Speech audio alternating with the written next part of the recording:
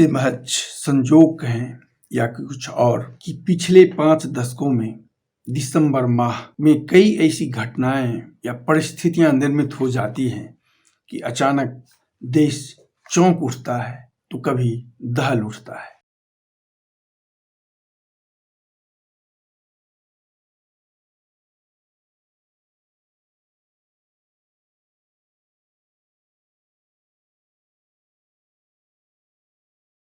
आज बात पिछले 4-5 दशक में दिसंबर में घटित उन महत्वपूर्ण घटनाओं और तिथियों की जिसका असर पूरे देश की परिस्थितियों पर 5 दशक बाद या कई दशकों तक चलता रहता है। पहले शुरुआत करते हैं अब से 52 वर्ष पहले के उस गौरवमय पल की, जब 16 दिसंबर 1971 को भारतीय सैनिकों के समक्ष पाकिस्तान के 93,000 सैनिक या पाकिस्तानी नागरिकों ने आत्मसमर्पण किया था। यह दुनिया के किसी भी युद्ध में किसी भी देश के सैनिकों का सबसे कम दिनों के युद्ध में किया गया सबसे बड़ा समर्पण था। 3 दिसंबर को जब पाकिस्तानी विमानों द्वारा भारत के 11 हवाई अड्डों, युद्धपोतों और रडारों पर हमले करने के बाद यह परिस्थिति आई जिसमें भारत को तो मामूली क्षति पहुंची, मगर जब देश ने पलटकर जवाब दिया तो मात्र 13 दिनों के बाद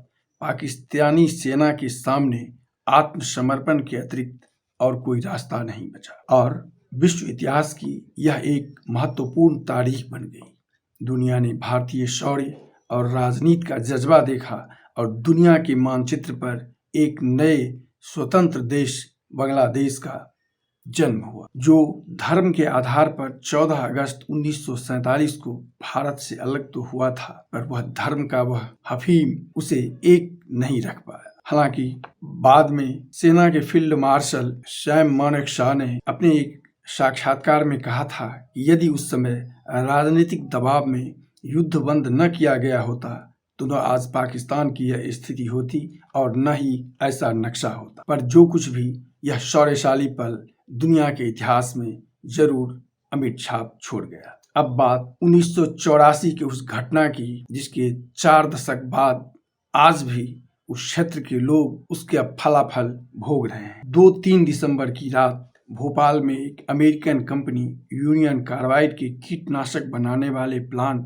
सी से करीब 40 टन मिथाइल आइसोसाइनाइड गैस के रिसाव ने हजारों जिंदगियां ले ली, हजारों लोग प्रभावित हुए, अंधे हुए और आज 4 दशक बाद भी वहां के लोग इसका दंश झेल रहे हैं। आज भी कानूनी लड़ाई इस मामले को लेकर न्यायालयों में लड़ी जा रही है, पर सबसे दुखद और त्रासद शायद इस दुर्घटना के बाद का घटनाक्रम रहा। तब की मध्य प्रदेश की सरकार ने 3,787 लोगों के मरने, 3900 लोगों के पूर्ण अपंग होने की पुष्टि की थी। और 2006 में दायर सरकार द्वारा एक शपथ पत्र के अनुसार इस दुर्घटना में 5,58,125 लोगों के सीधे तौर पर प्रभावित होने की बात कही गई थी। सबसे दुखद रहा प्रभावितों की कानूनी लड़ाई।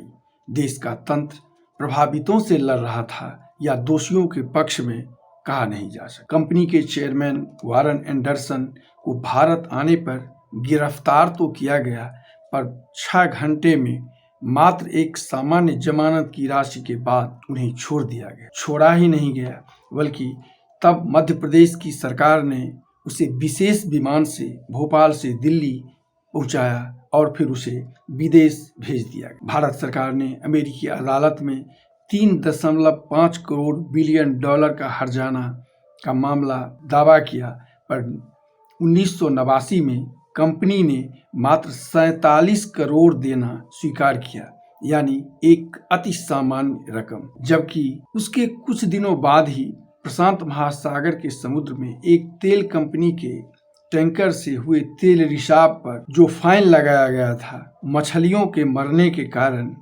वह इससे कई गुना अधिक था, जिस पर पर्यावरणविद विनीता नारायण ने एक टिप्पणी की थी कि अरब की प्रशांत महासागर की मछलियों की जान की कीमत भी भारतीय लोगों से कई गुना अधिक आंकी गई। मामले आज भी विभिन्न न्यायालयों में 4 दशक बाद भी चल रहे हैं और वहां के लोग आज भी उसका दंश झेलने को विवश हैं। 17 दिसंबर 1995 एक विदेशी विमान भारत के सीमा में घुसकर सैकड़ों मील दूर पश्चिम बंगाल के पुरुलिया के जंगलों में भारी मात्रा में खतरनाक हथियार गिरा गया।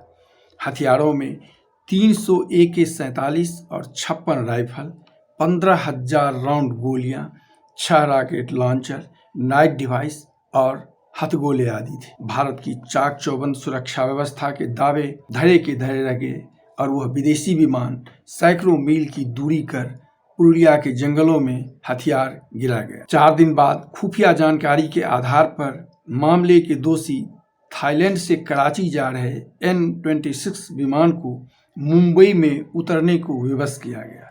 विमान में सवार हथियार एजेंट पीटर ब्लिच और चालक दल के 6 सदस्यों को गिरफ्तार कर लिया गया, पर मास्टरमाइंड किम डेवी हवाई अड्डे से निकलकर अपने देश क्यों कैसे पहुंच गया आज भी अनुत्तरित है।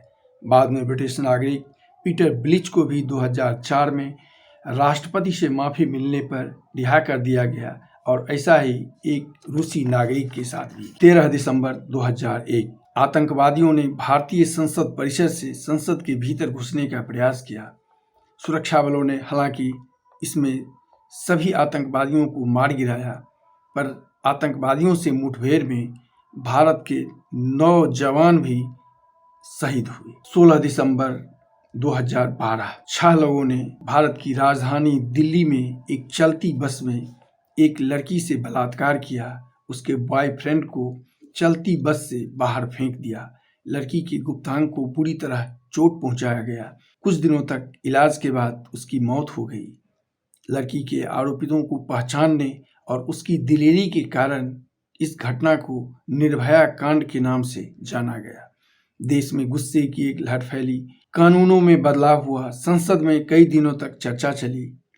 मामले का एक और आरोपी राम सिंह तिहाड़ जेल में फांसी लगाकर तो आत्महत्या कर लिया, तो एक 16 वर्ष के नरपिशाच जिस पर लड़की के गुप्तांग को चोटिल करने और सबसे नृशंस तरीका अपनाने का आरोप था, को नाबालिग यानी 18 वर्ष के कम होने के कारण मात्र 3 साल की सजा के बाद रिहा कर दिया। बाकी 4 लोगों को लटका दिया गया। कानून की इतनी पेचीदगियां तिक्रम के बावजूद जब जन दबाव के कारण कई बार हाई कोर्ट में सुनवाई हुई और यह इतना हो पाया। अब बात 13 दिसंबर 2023 के उस प्रकरण की जब मीडिया की भाषा में भारतीय नए संसद की सुरक्षा में परिंदा भी पर नहीं मार सकता के दावे के बावजूद 4 लोग संसद परिसर में प्रवेश कर जाते हैं, 2 संसद के भीतर तो 2 संसद के बाहर, और रंगीन धुआं छोड़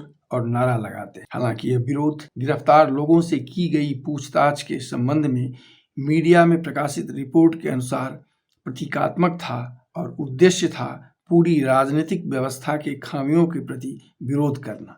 मगर जिस तरह मामले को रंग दिया जा रहा है और जिन धाराओं में मामले उन लोगों पर दर्ज किए गए हैं, वह एक अलग मामला बहस का हो सकता है। पर उच्च शिक्षित बेरोजगारों के व्यवस्था की नाकामी को सुधारने, तंत्र को दुरुस्त करने की बातें इस चल रहे एंगल में कहीं भी न तो मीडिया की प्राथमिकता में है और शायद सरकार की भी प्राथमिकता में व्यवस्था में सुधारना नहीं है। यानी व्यवस्था में सुधार की जगह एक इसे अलग रंग दिया जा रहा है। बाकी बातें तो पूरी जांच के बाद ही पता चल पाएगी, पर व्यवस्था सुधार करने और सुरक्षा की नाकामी चर्चा का विषय कब बन पाएगी, यह प्रश्न शायद अनुत्तरित ही रहे। आज बस इतना ही। ऐसे ही अन्य वीडियो देखने के लिए प्रतिध्वनि के डिस्क्रिप्शन में आप आ सकते हैं। नमस्कार, मिलते हैं फिर अगले अंक में।